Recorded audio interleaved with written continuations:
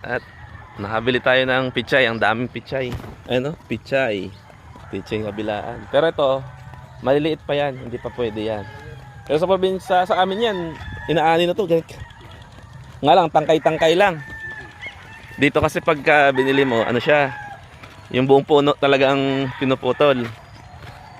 O kaya binubunot nila buong puno. Ganun pag namili dito ng pichay. Ayos. Araw-araw pa ang bumili dito. Ganda. Ito yung Tagundaan. Maliit lang siya. Pero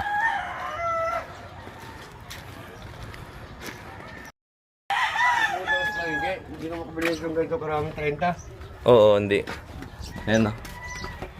30 pera. 30 pesos. Ano na, bukit-bukit na.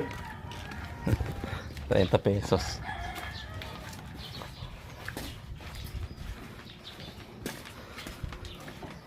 30 pesos ni